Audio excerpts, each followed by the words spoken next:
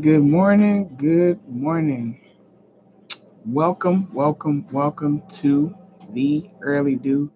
And I am the messenger, and I'm just more than more than happy. I have to stop and catch my breath because I get so excited. I heard one of my mentors last night saying that the word gives her uh, energy, and she gets excited and she loves to talk about the word. And I'm like, me too.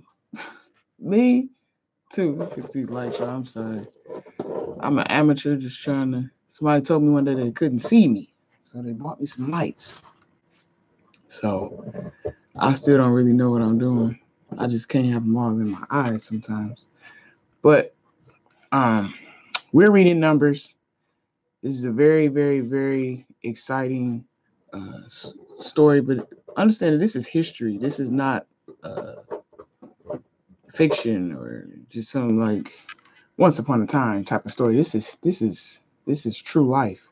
So we're gonna take it from the last verse of Numbers chapter 13, and they said that they were grasshoppers. Numbers chapter 13, verse 33. And they saw the giants, the sons of Anak, who came from the giants. And they said in their own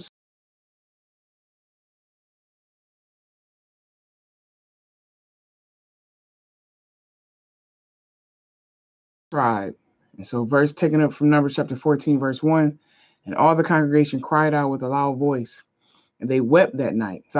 And all the Israelites, see, y'all, this is a key word. I'm going to stop and I'm going to make sure we get it. They grumbled and deplored their situation.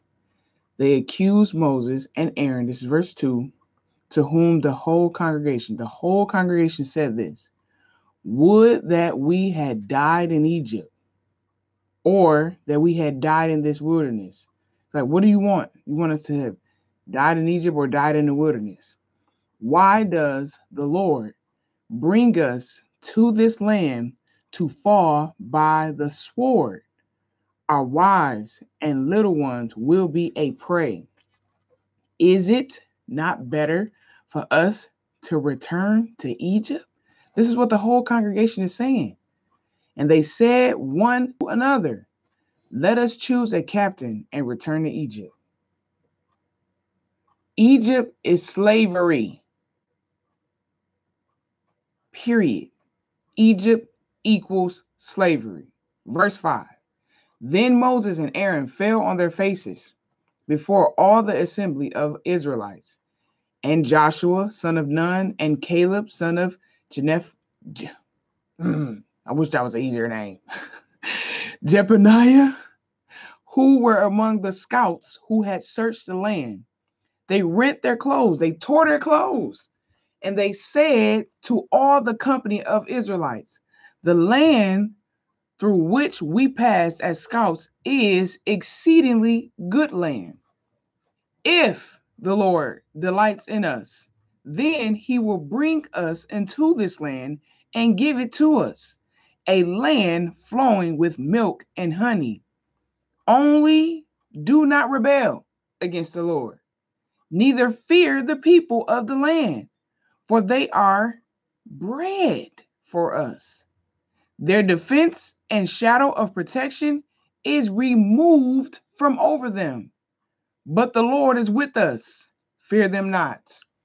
Numbers chapter 14, verse 9 should be pasted on everybody's refrigerator.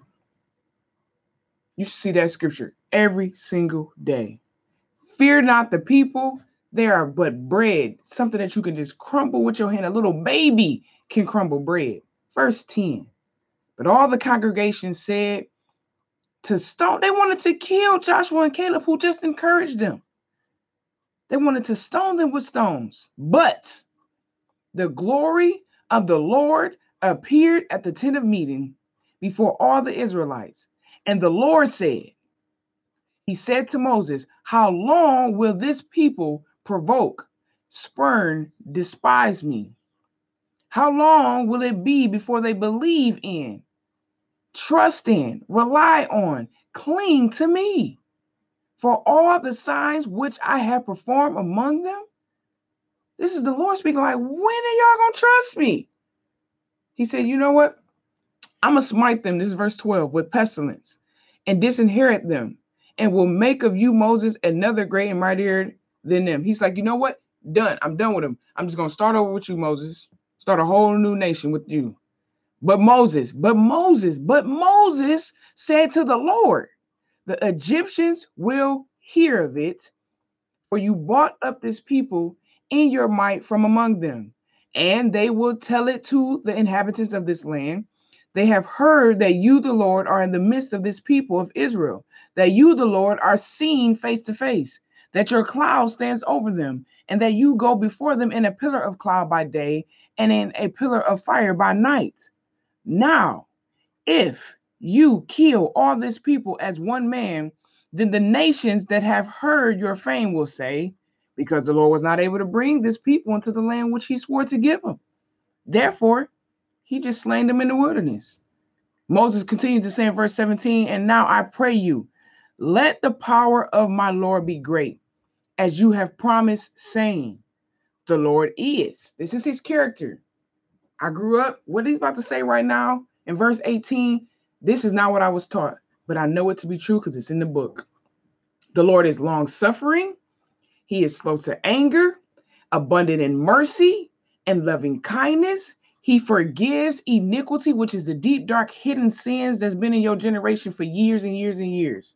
He forgives iniquity and transgression. That is who he is. Moses continued to say, but he will by no means clear the guilty. Guilty people, they're not going to be cleared. Visiting the iniquity of the fathers upon the children and upon the third and fourth generation. That's his character. Verse 18 describes his character. Verse 19, pardon, I pray you, the iniquity of this people. This is Moses praying according to the greatness of your mercy and loving kindness. He's reminding him of who he is. He said, pardon their iniquity according to your character, your mercy, your loving kindness, just as you have forgiven them from Egypt until now.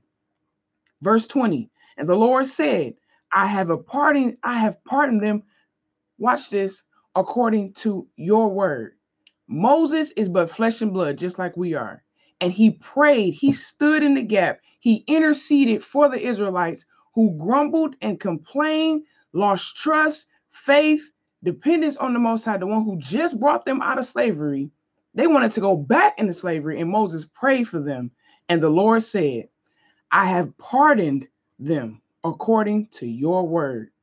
But truly, as I live, and all the earth shall be filled with the glory of the Lord, because all those men who have seen my glory and my miraculous signs, which I have performed in Egypt and in the wilderness, yet have I tested and proved me these 10 times and have not heeded my voice. We are in Numbers chapter 14. Verse 23, he says, surely they shall not see the land which I swore to give their fathers, nor shall any who provoked, spurn, and despised me shall see it. But my servant Caleb, who also encouraged the people in the earlier verses, my servant Caleb, because he has a different spirit and has followed me fully, I will bring into the land into which he went, and his descendants shall possess it. Now, because the Amalekites and the Canaanites dwell in the valley, tomorrow turn and go into the wilderness by way of the Red Sea. I don't want to overstep that. Caleb has a different spirit. He followed the Most High. He followed God fully, and he's going to possess the promised land. Verse 26, and the Lord said to Moses and Aaron, how long will this evil congregation murmur against me? I have heard the complaints of the Israelites murmur against me.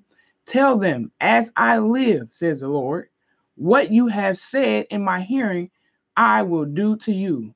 Your dead bodies shall fall in this wilderness. All of you who were numbered of you from 20 years old and upward, who have murmured against me, surely none shall come into the land which I swore to make you dwell, except Caleb, son of Jephunneh, and Joshua, son of Nun.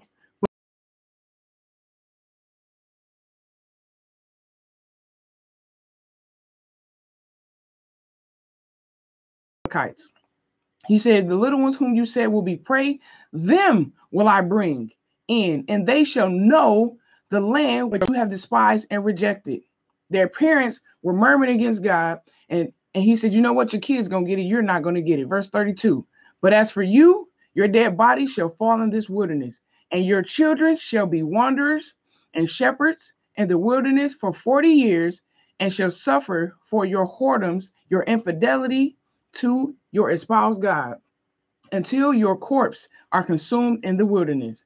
After the number of the days in which you spied out the land of Canaan, even 40 days, for each day a year shall you bear and suffer for your iniquities. Even for 40 years you shall know my displeasure, the revoking of my promise and estrangement.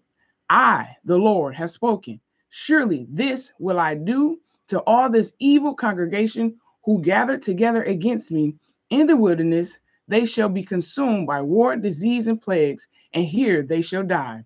And the men whom Moses sent to search the land, who returned and made all the congregation grumble and complain against him by bringing back slanderous report of the land, even those men who brought the evil report of the land died by a plague before the Lord. But Joshua, I want us to be Joshua and Caleb, y'all. Joshua and Caleb, who were among the men who went to search the land, they lived still because they had a different spirit. They fully trusted and believed on the word of the Lord. Verse 39. Moses told the Lord's words to all the Israelites, and they mourned greatly. And they rose early in the morning and went up to the top of the mountain, saying, behold, we are here, and we intend to go up to the place which the Lord has promised, for we have sinned. But Moses said, why now do you transgress the command of the Lord to turn back by way to the Red Sea, since it will not succeed? Do not go up, for the Lord is not with you, that you will not be struck down before your enemies. For the Amalekites and the Canaanites are there before you, and you shall fall by the sword, because you have turned away from following after the Lord. Therefore, the Lord will not be with you. Those who just tuned in, y'all got to read those other verses. Watch the playback, because I'm telling you, they said some really messed up stuff about God. Verse 44. But they presumed to be up to the heights of the hill country. However, neither the ark of the covenant of the Lord nor Moses departed out of the camp. They didn't go with him. And then the Amalekites came down, and the Canaanites who dwelt in that hill country, and they smote the Israelites and beat them back, even as far as Hamarah. I'm trying to tell y'all,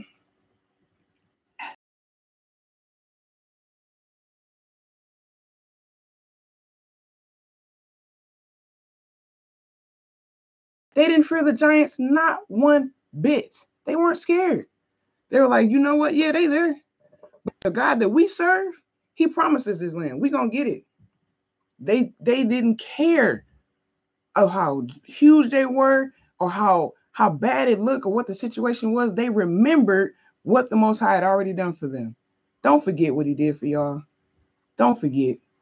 Don't do it. I'm telling y'all, watch this playback. Whoever just came on, this word is alive.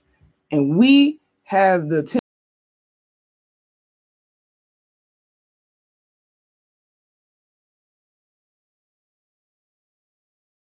I do too. I gotta go. Y'all have a great day. Peace.